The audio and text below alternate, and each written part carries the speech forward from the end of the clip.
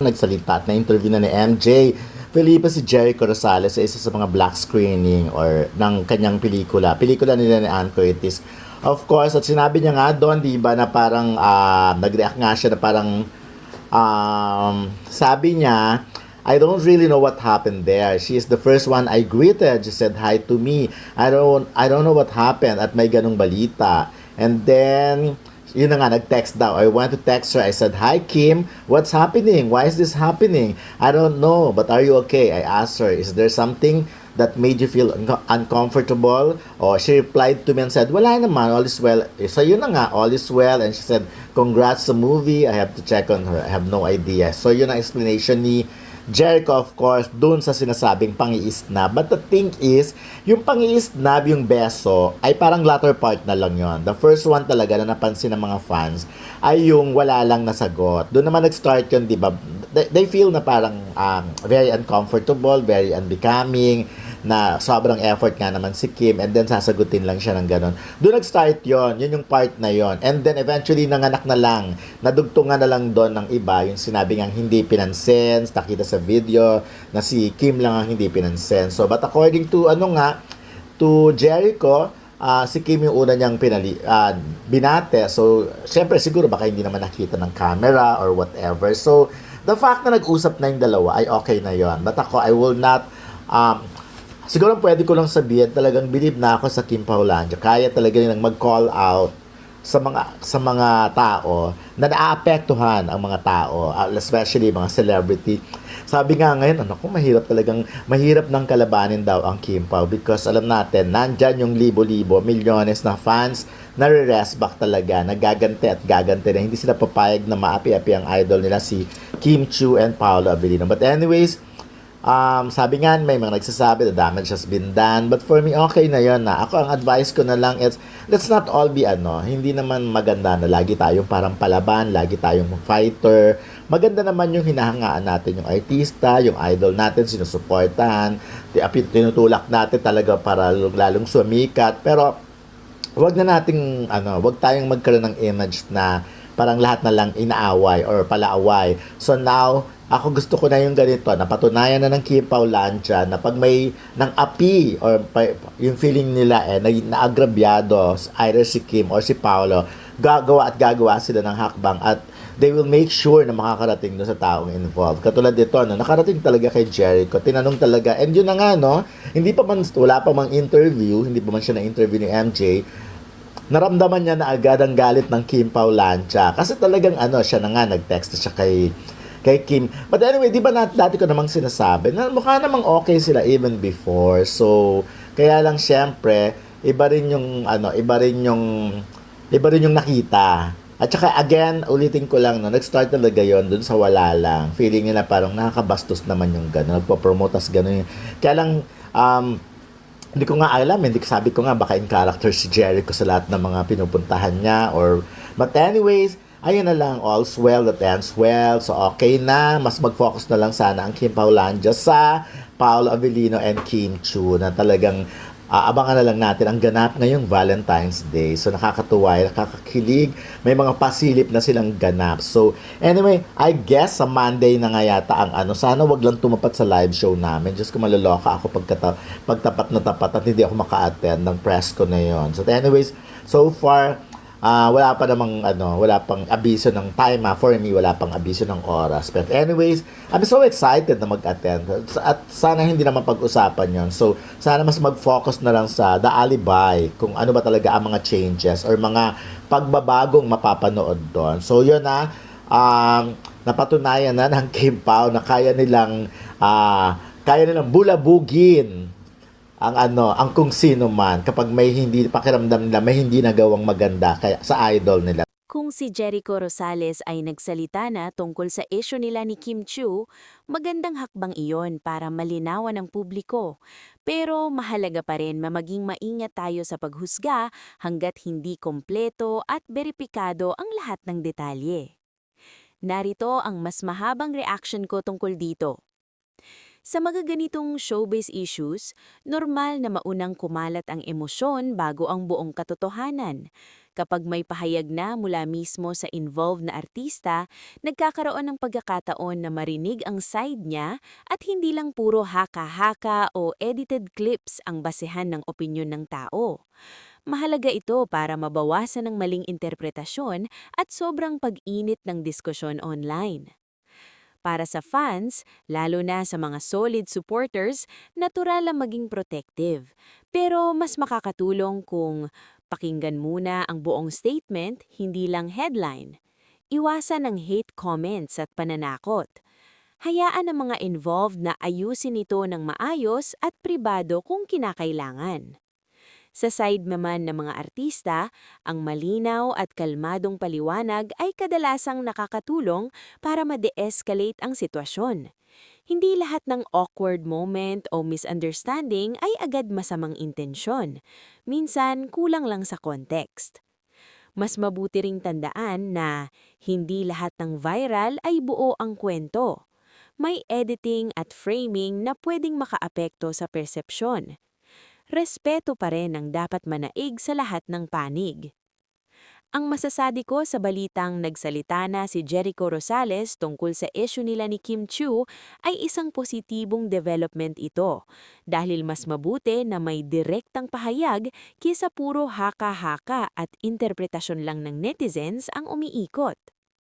Sa mga ganitong sitwasyon sa showbiz, mahalaga ang paglalabas ng sariling panig para malinawan ng publiko. Mabawasan ng maling kwento o edited narratives. Mapakalma ang tensyon ng fans. Mailagay sa tamang konteksto ang nangyari. Karaniwan kasing lumalaki ang issue dahil sa social media reactions. Kapag walang paliwanag mula sa involved na tao, mas dumadami ang spekulasyon, kaya ang pagsasalita niya ayon ay maaaring paraan para ayusin ang misunderstanding at pigilan ang paglala ng bash at fan wars. Para sa fans, magandang paalala rin ito na hindi lahat ng viral moment ay kompleto ang kwento. May mga bagay na pwedeng napalaki lang online. Mas okay pa rin ang respeto kaysa pang-aatake. Sa kabuuan, mas healthy para sa industriya at sa fandom culture ang may klarong komunikasyon kaysa puro emosyonal na reaksyon. Mas makakatulong kung hahayaan munang lumabas ang buong detalye bago humusga. Ang mas mahabang reaction ko sa balitang nagsalita na si Jericho Rosales tungkol sa issue nila ni Kim Chiu ay isang positibong development ito dahil mas mabuti na may direktang pahayag kaysa puro haka-haka at interpretasyon lang ng netizens ang umiikot. Sa mga ganitong sitwasyon sa showbiz, mahalaga ang paglalabas ng sariling panig para malinawan ang publiko. Mabawasan ang maling kwento o edited narratives. Mapakalma ang tensyon ng fans. Mailagay sa tamang konteksto ang nangyari. Karaniwan kasing lumalaki ang issue dahil sa social media reactions. Kapag walang paliwanag mula sa involved na tao, mas dumadami ang spekulasyon, kaya ang pagsasalita niya ayon ay maaaring paraan para ayusin ang misunderstanding at pigilan ang paglala ng bash at fan wars. Para sa fans, magandang paalala rin ito na hindi lahat ng viral moment ay kumpleto ang kwento. May mga bagay na pwedeng napalaki lang online. Mas okay pa rin ang respeto kaysa pang-aatake. Sa kabuuan, mas healthy para sa industriya at sa fandom culture ang may klarong komunikasyon kaysa puro emosyonal na reaksyon.